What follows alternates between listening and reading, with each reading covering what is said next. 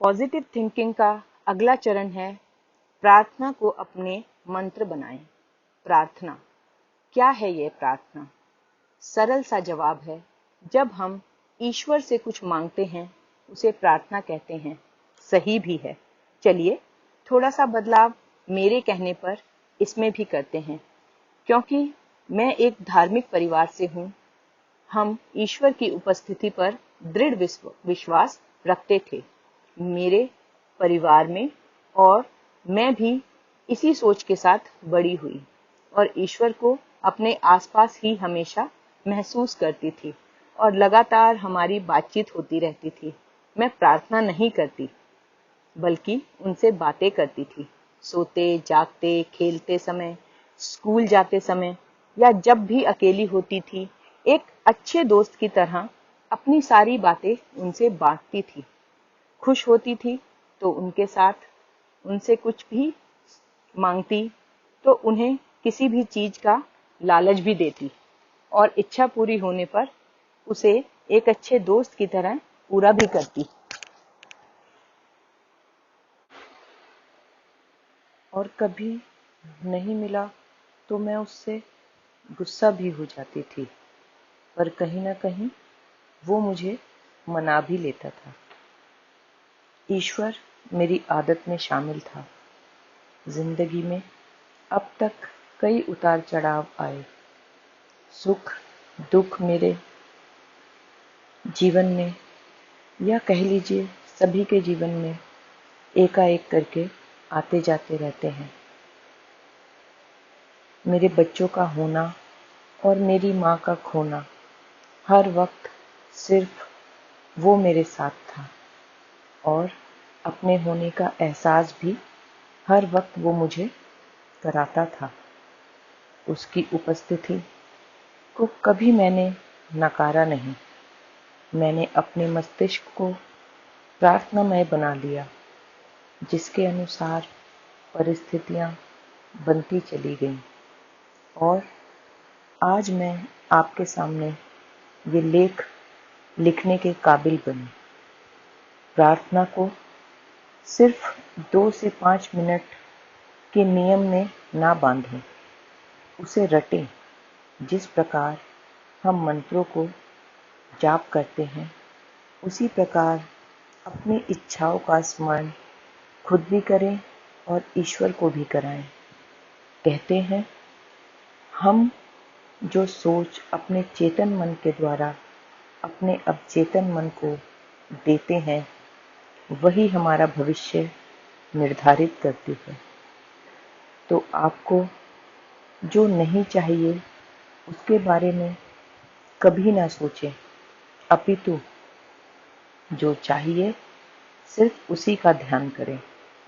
इसे आप 3 भागों में विभाजित कर सकते हैं: चिंतन, मनन और प्राप्ति।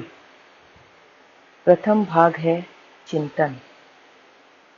जो आपकी सोच, जो भी सोचें, सकारात्मक सोचें। पहले एक सूची बनाएं कि आपको क्या क्या चाहिए।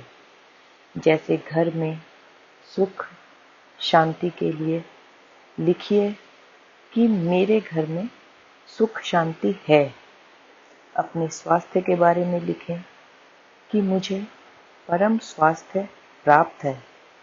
रोजगार के बारे में लिखें कि मैं अपनी सभी ज़रूरतों को पूरा करने लायक धन कमाता हूँ या कमाती हूँ। अगर किसी के साथ संबंध अच्छे बनाने हैं तो लिखें कि अमुक व्यक्ति के साथ मेरे संबंध बहुत मधुर हैं, इत्यादि। एक बात का ध्यान अवश्य रखें कि जो भी आप लिखें वह वर्तमान में हो रहा है और ऐसा ही है। सब कुछ आपको प्राप्त है, उसमें नकारात्मकता नहीं होनी चाहिए। जो सूची आपने तैयार की है वो पॉजिटिव और प्रेजेंट होनी चाहिए। फ्यूचर या पास्ट का उसमें कोई जिक्र नहीं होना चाहिए। वही है आपके महामंत्र। सिर्फ इन्हीं को जपें और लगातार इन्हीं के बारे में सोचें। दूसरा भाग है मनन। जैसे जैसे आप इन बातों को रटने लगेंगे, ये आपकी आदत में शामिल हो जाएंगे। अब अपनी कल्पना में इन्हें साकार होता देखना आरंभ करें कि जो आप सोच रहे हैं वह सचमुच हो रहा है। कल्पना में ऐसे चित्र बनाएं और उनका मनन करें। धीरे धीरे ये चित्र आपके अवचेतन मन में बैठ जाएंगे और इसी के अनुरूप हमारा भविष्य निर्धारित करेंगे। अब चेतन मन के विषय में आगे विस्तार से हम जानेंगे। इसके कारण हमें अब चीज़ें प्राप्त होने लगेंगी, क्योंकि हमारे साथ हमेशा होता वही है जिसका विश्वास हम अपने अवचेतन मन को करा देते हैं। प्रार्थना के स्वरूप में थोड़ा सा बदलाव लाकर आप अपने जीवन में चमत्कारिक बदलाव ला सकते हैं। ईश्वर ने इस ब्रह्मांड को हर सुख सुविधा से भरा हुआ है, पर ये हमारे ऊपर है कि उसे प्राप्त कैसे किया जाए। तीसरा चरण है गुस्सा एवं तनाव एक बड़ा अवरोध है। आजकल जीवन जिस गति से भाग रहा है, खासकर बड़े शहरों में, उसने एक बड़ी बीमारी को जन्म दिया है जिसका नाम है तनाव। सुबह घड़ी के अलार्म के साथ शुरू हुई दौड़, रात को टीवी से आंखें बोझिल करके सोने तक आम व्यक्ति इतना दौड़ रहा है कि पहले लिखी सभी चीजें, सुख, शांति, आनंद, ये सब एक छोटे से शब्द तनाव ने खा लिए हैं। यही हम सब पर हावी हो चुका है। तनाव के कारण चिढ़ना, फिर गुस्सा, ये सभी चीजें मानसिक रोगों को जन्म देती हैं। आज सिर्फ पश्चिमी देशों में ही नहीं, भारत के बड़े बड़े शहरों में भी लोग इस तनाव नामक बीमारी से ग्रस्त हैं। इससे बचने के लिए सबसे पहले हमें अपने जीवन की गति पर थोड़ी सी लगाम लगानी होगी। गति को रोकना मुमकिन नहीं, पर जहाँ जगह मिले ब्रेक जरूर लगाएं। आज की तरह जीवन में कहीं पर अल्प, कहीं पर विश्राम का पूर्ण विराम भी लगाएं। एक छोटी सी प्रक्रिया बताती हूँ। यदि इस पर अमल करेंगे तो काफी हद तक इस तनाव से बचा जा सकता है। शाम के समय जब दिन भर की तमाम गतिविधियां समाप्त हो चुकी हों, या फिर किसी भी वक्त जब आप खाली हों या अधिक तनाव महसूस कर रहे हों, किसी कुर्सी पर आराम से बैठ जाएं या बिस्तर पर शवासन में लेट जाएं।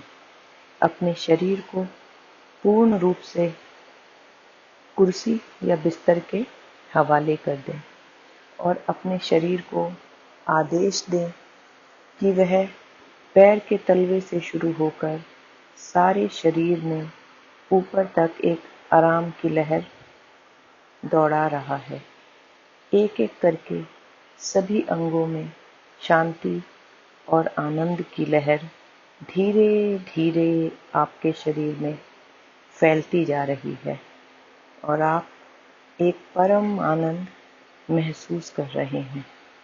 फिर अपनी कल्पना में कोई ऐसा चित्र ले आएं जो आपको बहुत अच्छा लगता हो, जैसे पहाड़ी पर होता सूर्यास्त, कोई शांत झील, पेड़ों पर बसेरा डाले पक्षी, या जो भी दृश्य जो आपके मन को शांति देता हो, उसमें खो जाएं। उसकी सुंदरता को अपनी आत्मा में उतरने दें। उस शांति के झरने में आराम से नहाएं। यकीन मानिए, इस दौरान आपको ईश्वर की उपस्थिति की अनुभूति अवश्य होगी। ईश्वर को अपने करीब पाएं। और अब वो समय है जब आप उससे दिल खोल कर बात कर सकते हैं। पहले उसने जो अब तक आपको दिया, उसका सच्चे मन से धन्यवाद दें और अपनी उस इच्छा उस पर जाहिर करें और कहें कि अब तक जो मैंने किया वो तुम्हारी ही आंतरिक शक्ति थी, और जो भी आगे करूँगा उसका कारण भी तुम्हारी वही शक्ति होगी। कृतज्ञता के इस सागर में डूबने के बाद आप पाएंगे कि आप मानसिक तथा शारीरिक रूप से तनाव मुक्त हो गए हैं। इसके निरंतर अभ्यास से आप अपनी दिन भर की थकान कुछ मिनटों में मिटा सकते हैं। चाहे इस प्रक्रिया को प्रार्थना की प्रक्रिया बनाएं या फिर ध्यान की, हर तरह से आपका फायदा ही होगा और जीवन में सकारात्मकता भी भरपूर हो जाएगी। आशा करती हूँ ये प्रक्रिया सभी सुनने वालों को पसंद आएगी और इसे अपने जीवन में अमल करके आप एक सकारात्मक जीवन और सकारात्मक समय की अनुभूति करेंगे। नमस्कार, धन्यवाद।